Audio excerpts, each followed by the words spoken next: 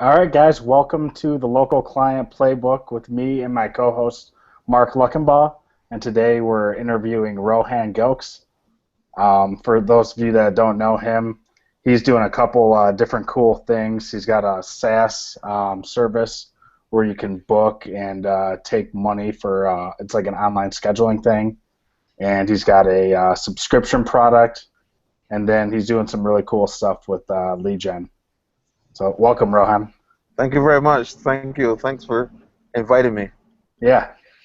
Yeah. Why don't you tell us a little bit how you got started? I read or found all about you through that Reddit thread where you had the 0 to 26 days, I think it was, Yeah. of getting started with the lead gen thing. Yeah. Yeah. So I actually got started. I was doing all types of lead gen. I was doing before I was doing affiliate marketing for Hmm. like Amazon and eBay. The usual stuff. Yeah. And then I started to realize that there's an opportunity to do something very similar, but with less sophisticated competition. Hmm. So if I'm competing with eBay people, they understand AdWords, they understand search marketing, but I could go at the local level and the competition may not even know what AdWords is.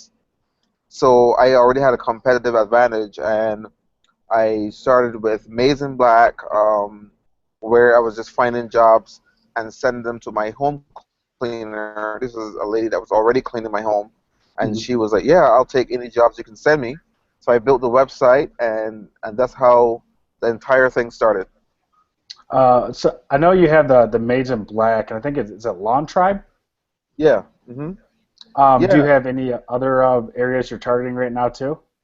Yeah. So we have the home cleaning. We have we also have backpack moves, which is a moving service, and I think next on the list is the carpet cleaning. Okay. Yeah. So I mean, it's really something that is so repeatable that you can do in a variety of different local services. What made you want to kind of take the leap and kind of fulfill these services yourself? I think that would scare most people doing lead gen. Yeah. Just the metrics of it all. So at one point, I was working with an electrician company.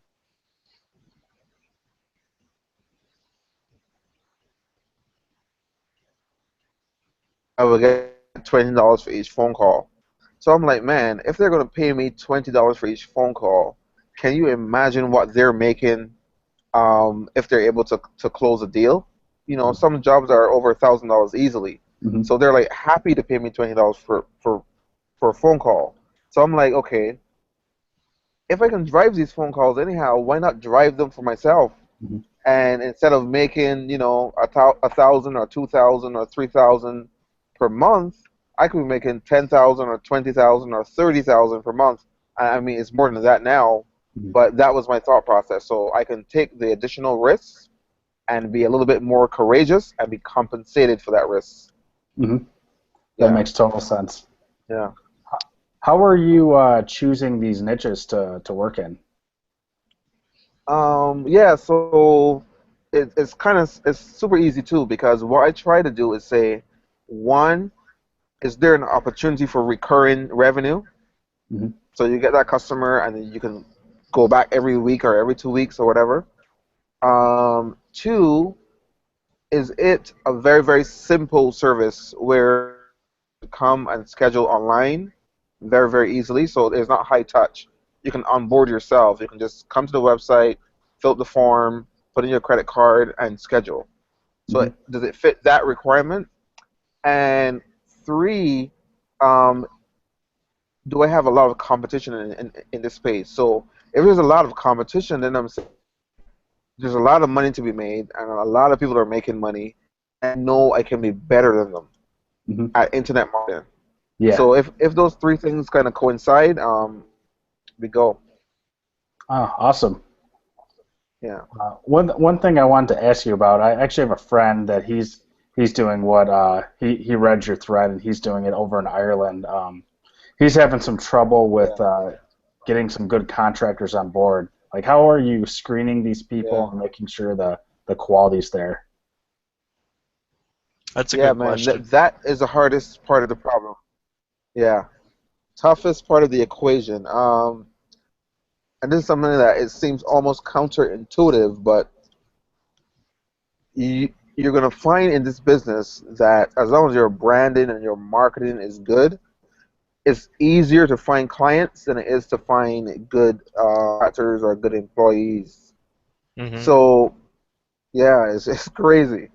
So if I had more contractors right now, I could be a even bigger company. Hmm. So yeah, implement is a problem still, and it's always going to be a problem, like solving that human part of the equation. But we go on Craigslist, we make a post, we kind of sell ourselves, we send people to an application form that they can fill out, and then we start a process of Skype interviews, and then we do like a test cleaning. So they have to go to one of our friends' homes. They think it's a real client, but they're going Uh, is really a test to see how they do, how they present themselves, their work ethic, what time they show up, all these different things. Um, and even with that, it could still end up being a sucky situation. So, yeah. we just got to do it. And for every 10 or 15 people you go through, you'll find three or five that are really really good. Hmm. Yeah. How do you treat like the hiring firing, like if they like showed up late a few times? Do you have like a three strike rule, or what's a good rule of thumb for keeping people on board or getting rid of them? Yeah. So I can't say we have formal in that way. Um, I think that this part would have to be more of what would be a solid business decision based on that person's business style.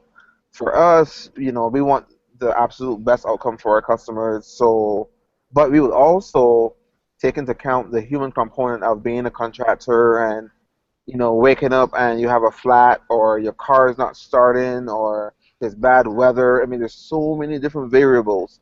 So we kind of like we don't have a hard and fast rule, but just kind of see how things come and be aware and make decisions based on a case by case basis. Hmm. Yeah. One other thing my friend had mentioned was like someone said that one of the cleaners like broke something in the person's home, and then they kind of like denied responsibility. How would you handle a situation like that? So a situation like that,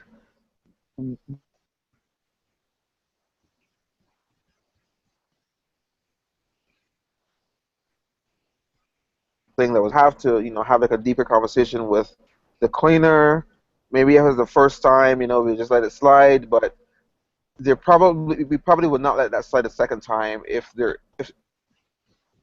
happens twice. We know there's some issue where the cleaner is just not being honest, and Yeah. if they're not being honest, we can't trust. There's a trust deficiency. We probably can't work together. Hmm. But for the first time, there's no real way of knowing like who is right. So we will just make the client right and move on. Okay, that makes sense. Yeah. Yeah. How would you? So we discussed this the other day, just about the potential with, working in this type of model where no matter what type of marketing you do, whether it's straight just client stuff, which is, my forte, or lead gen, which is more Matt's, the rank and rent, or what you're doing, there's always going to be pain points with doing it. But obviously, if you do risk versus reward, I mean, you can essentially make exponentially more going with your model. So what would you suggest if someone listening to this right now was they were intrigued, which they should be. I mean this is like taking lead gen to the next level. It's more of becoming business partners. It's kind of like the where people get like equity to do marketing and stuff. It's on the next level. It's Hmm. it's definitely on the next level of marketing. So for everyone that's intrigued right now, what advice would you give on starting to get into it? Would you build some relations with contractors and get in the door that way? Would you build the front end brand towards the customer first and then use that as leverage to get in the door with reputable contractors? Or like, what's some basics that someone from our audience who, you know, might not be as familiar with this model as people here from your audience, you know, what advice would you give them to get started so they could take action and build their empire? Yeah. So I agree totally that it's kind of like, and not just because it's what I do. It really is the next level. I've done the entire gamut from all the way from being a little Amazon affiliate marketer to actually being almost on the other side of the transaction. And yeah, it is the next level completely.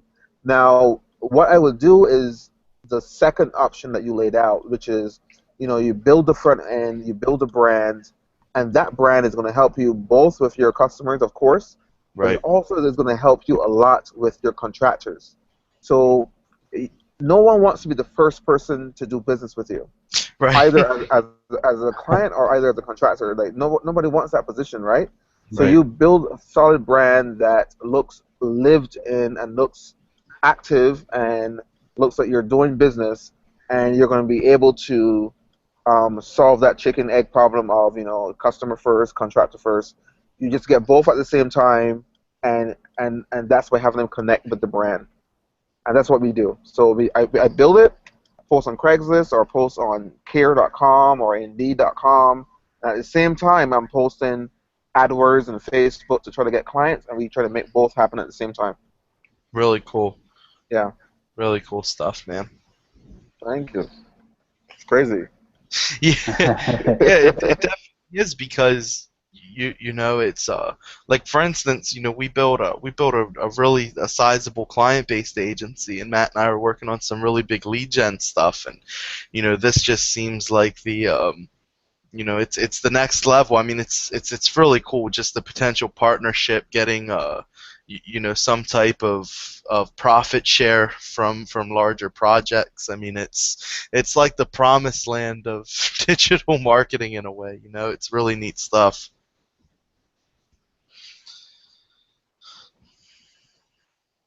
Oh, by the way, Rohan's on a train, guys. So if he goes in and out a little bit, you'll have to excuse the train Wi-Fi.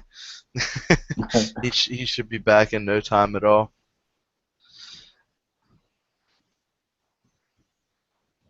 Um, any second now.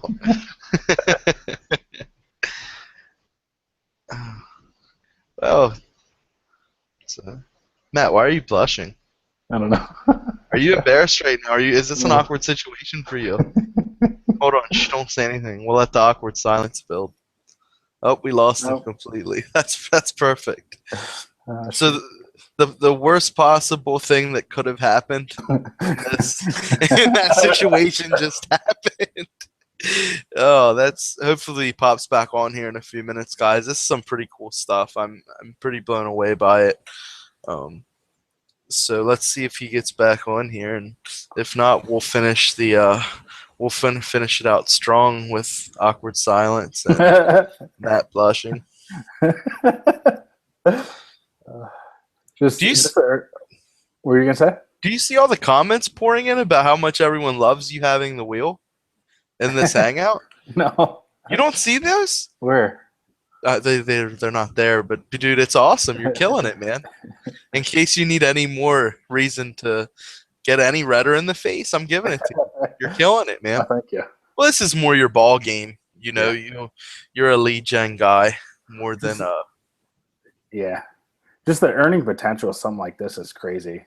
Yeah, I agree. We'll have to drop that Reddit thread for those guys too, because Yeah. even though I'm 100% against marketing on Reddit, Reddit's a dirty, evil place for marketers. I'm just glad someone could have a successful marketing thread on Reddit, since I wasn't allowed that opportunity. I'm still sour about that. It's obvious I am. So I'm not sure. Do we have any contact with Rohan, or is this Yeah, through Skype. Maybe we should just end it for now and reschedule. Yeah, we can do that. It was pretty it was a bit screwy with him being traveling and whatnot. I mean, it was really cool that he made the attempt to join us and stuff. Yeah. But yeah, let's do that. You want to end it? I apologize, guys. It's Sorry, guys. it happens. We had the issue with Daryl when he was on some, just I forget, was that his Wi-Fi or mine that was acting up? Let's just blame his. But, but yeah, it happens, guys. You know, sometimes the guests, you know, go out to try to accommodate us to be on the show, and we appreciate that. But we'll get it rescheduled. I definitely want to hear more from Rohan. He is a really, really cool business model, and you know, did maybe he made an escape when he thought we were going to get all his ninja secrets out from him, because we are good at that. Well, you haven't seen the last.